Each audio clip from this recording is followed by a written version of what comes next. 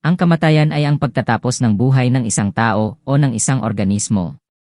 Ito ay isang natural na bahagi ng siklo ng buhay ng lahat ng mga nilalang, kung saan ang katawan ay tumitigil sa pag-andar at hindi na nagiging buhay. Sa ating mga Pilipino, ang paniniwala natin sa mga taong namamatay ay inilalagak ang katawan nito sa kabaong, sinusunog ang katawan, ang iba naman ay binabalot ng puting tela. Ibahin natin ang pamamaraan mayroon ang mga Magnolian at Tibetan ethnic minorities. Ano ba talaga ang Iskay Burial at bakit ito ginagawa? Ang Iskay Burial ay isang tradisyonal na paglibing sa Tibet at iba pang bahagi ng Himalayas kung saan ang bangkay ng namatay ay iniiwan sa itaas ng bundok o iba pang mataas na lugar upang mabaklas ng mga ibon at iba pang mga hayop. Ito ay karaniwang ginagawa ng mga tribong Tibetan, gaya ng mga Tibetan Buddhists. Ang praktis na ito ay nakaugat sa kanilang paniniwala sa siklo ng buhay at kamatayan, at sa konsepto ng pagpapalaya ng kaluluwa mula sa katawan sa pamamagitan ng pag-alis nito sa pagkamatay. Sa kanilang paniniwala, ang pagbibigay ng bangkay sa mga hayop ay nagpapahiwatig ng pagbibigay ng kabuhayan sa iba, kaya't ito ay isang aktong kagandahang loob. Ang Iskay Burial ay kadalasang ginagawa sa mga napiling lugar na mataas, malayo sa mga pamayanan upang mapanatiling tahimik at maprotektahan mula sa mga predator. Ito rin ay isang praktikal na tugon sa pangangailangan ng mga komunidad na may limitadong pinagkukunan at enerhiya para sa paglibing sa ilalim ng lupa. Proseso ng Iskay Burial. Sa proseso ng Iskay Burial, ang bangkay ng namatay ay dinala sa itaas ng bundok o lugar na mataas, kung saan ito ay iniiwan para sa mga ibon at iba pang mga hayop na magbabaklas nito.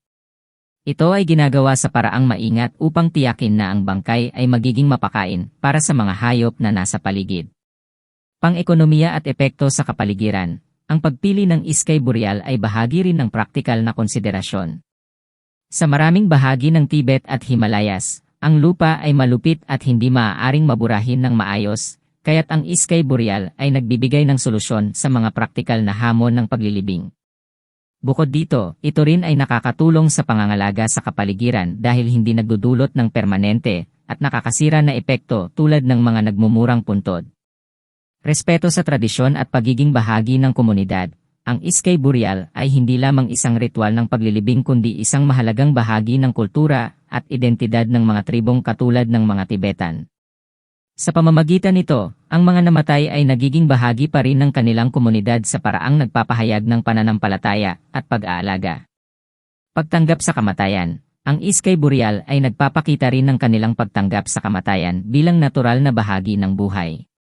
Sa halip na ituring ang bangkay bilang isang bagay na dapat itago o itakwil, tinatanggap nila ito bilang isang oportunidad na magbigay ng buhay sa iba pang mga nilalang.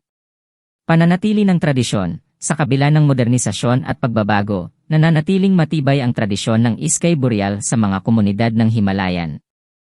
Ito ay patuloy na pinangangalagaan at pinapahalagahan bilang bahagi ng kanilang kultura at pagkakakilanlan. Panlipunang aspeto. Ang Iskay Burial ay naglalarawan din ng mga panlipunang aspeto sa mga komunidad na gumagawa nito.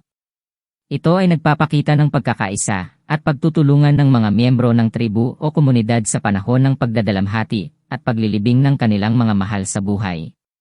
Sa proseso ng paghahanda at pagdala ng bangkay sa lugar ng Iskay Burial, ang buong komunidad ay aktibong nakikibahagi na nagpapalakas sa kanilang mga ugnayan at solidaridad. Pagiging epektibo sa disyerto ng Tibet. Sa maraming bahagi ng Tibet, kung saan ang lupa ay matigas at hindi maigibang ng madali, ang Iskay Burial ay isang praktikal na paraan ng paglilibing.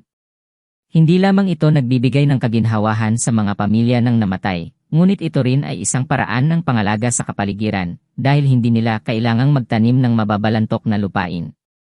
Mga pangyayari sa ritual. Ang Iskay Burial ay karaniwang isinasagawa sa umaga, kung saan ang proseso ng pagbibigay ng bangkay sa mga ibon ay ginagawa habang ang araw ay unti-unti pang sumisikat. Ito ay isang pagpapakita ng respeto at paggalang sa namatay, na may layuning tiyakin na ang kanilang kaluluwa ay mapalaya ng maayos sa oras na ito. Paniniwala sa reinkarnasyon. Para sa mga Tibetan Buddhists, ang Iskay Burial ay may kaugnayan din sa kanilang paniniwala sa reinkarnasyon. Naniniwala sila na matapos ang kamatayan, ang kaluluwa ng namatay ay maaaring muling isilang sa ibang anyo ng buhay.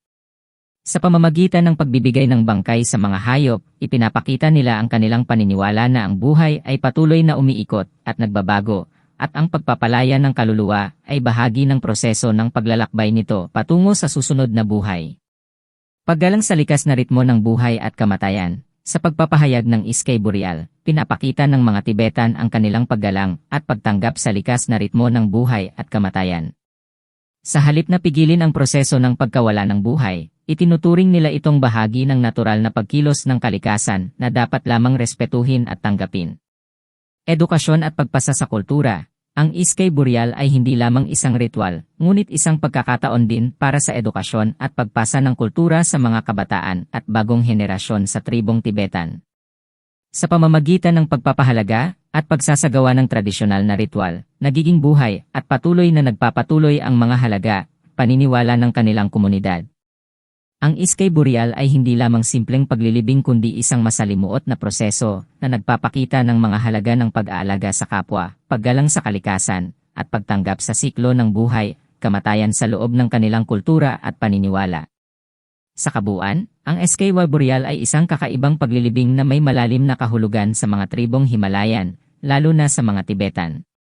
Ito ay nagpapahayag ng kanilang kultura, paniniwala, at paggalang sa kalikasan at buhay, na nagpapakita ng pagiging matatag at buhay na kultura ng kanilang komunidad sa kabila ng mga pagbabago sa panahon.